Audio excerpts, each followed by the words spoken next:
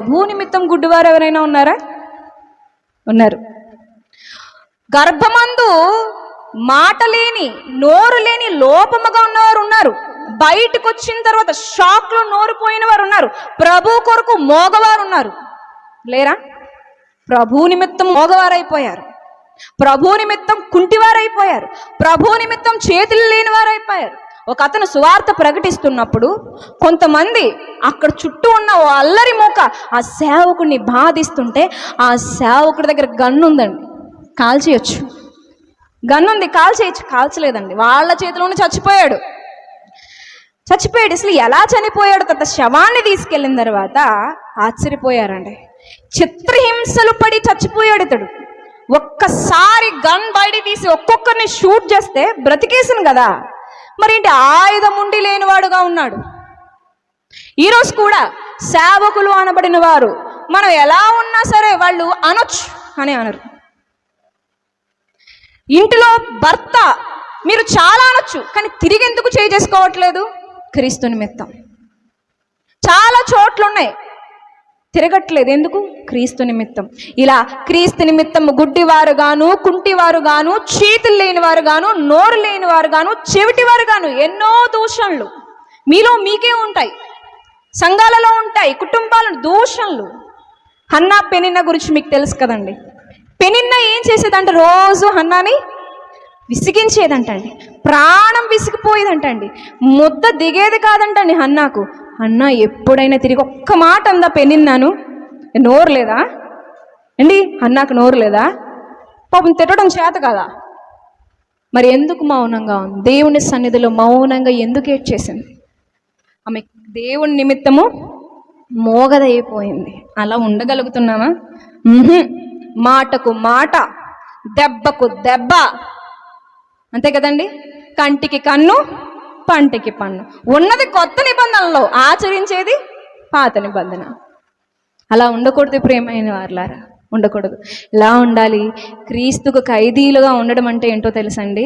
ఆయన చిత్తాన్ని నెరవేర్చవలసిన సమయం వచ్చినప్పుడు అవసరమైతే గుడ్డివారైపోవాలి, చేతులు లేని వాళ్ళం అయిపోవాలి, కాళ్ళు లేని వాళ్ళం అయిపోవాలి, స్పర్శ తెలియని వాళ్ళం అయిపోవాలి. అవ్వగలుగుతున్నామా? అంత సాత్వికం మనకుందా? అంత నిగ్రహం మనకుందా? అందరూ ఉంటే ఒకలా, ఎవరు లేకపోతే ఇంకోలా. అలా ఉండకూడదండి. క్రీస్తుకు ఖైదీగా ఉండడం అంటే సకల పాప విషయాల్లో మనం శక్తి లేని వారుగా ఉండాలి. ఒక మాటలో చెప్పాలంటే అండి, పౌలు గారు ఒక మాట అంటారు. కొరింథీయులకు రాసిన 2వ పత్రిక 5వ అధ్యాయము 14వ వచనంలో, కొరింథీయులకు రాసిన 2వ పత్రిక 5వ అధ్యాయము 14వ వచనం, క్రీస్తు ప్రేమ మమ్మును బలవంతము చేయుచున్నది. ఏది బలవంతం చేస్తుందండి? క్రీస్తు ప్రేమ బలవంతం చేయుచున్నది. క్రీస్తుకు దాసులుగా ఉన్నవారు క్రీస్తు చేత బలవంతము చేయబడతారు. తప్పుగా మాట్లాడితే మాట పడిన వ్యక్తి ఎంత బాధపడతాడో తెలీదు, అన్న వ్యక్తి నలిగిపోతాడు. నేను ఎందుకు ఈ మాట అన్నాను? ఎందుకు ప్రభువుకు విరుద్ధంగా నేను ఈ కార్యాన్ని చేశాను? ఎందుకు దేవుడికి నచ్చలేని చోట నేను ఈరోజు ఉన్నాను? దేవుడు బాధపడేదాన్ని నేను ఎందుకు చూశాను? నా సన్నిధికి రాకపోతే ప్రభువుకు బాధ కలుగుతుందని తెలుసు. ఎందుకు ఇలా చేశాను? ఎవ్వరూ తిట్టవసరం లేదండి, బాధ కలిగేస్తూ ఉంటుంది. ఇక నెక్స్ట్ టైం ఈ తప్పు చేయకూడదని బలవంతం చేస్తుంది. అది క్రీస్తు పాలన కింద ఉన్న వాళ్ళ యొక్క పరిస్థితి. మరి పాపము, అపవాది, మరణము క్రింద ఉన్న వాళ్ళ యొక్క పరిస్థితి ఏంటి? వాళ్ళు పాపానికి బలవంతం చేయబడతారు. కానీ నిజమైన భక్తులు, నిజంగా క్రీస్తు ఆరోహణానికి, పునరుద్ధానానికి అర్థం తెలిసిన భక్తులు క్రీస్తు చేత బలవంతం చేయబడతారు. ప్రేమించడానికి బలవంతం చేయబడతారు, సత్క్రియలు చేయడానికి బలవంతం చేయబడతారు, లోబడడానికి బలవంతం చేయబడతారు. మనం అంటాం కదా, ఈ వ్యక్తేనండి ఇలా మారిపోయాడు. అవును, మారిపోయాడు. ఎలా మారిపోయాడు?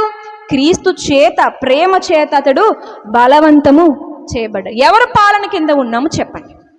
ప్రభు బల తీసుకుంటున్నాం, సంతోషం. మీరందరూ రక్షణలో ఉన్నారు, మహానందం.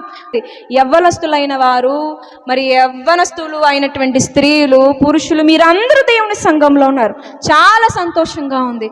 అయితే ఎవరి పాలన కింద ఉన్నారు? మీ హృదయం ఎవరి చేత బలవంతము చేయబడుతుంది? ఒకసారి ఆలోచించండి. అది నిజమైన సంపూర్ణత.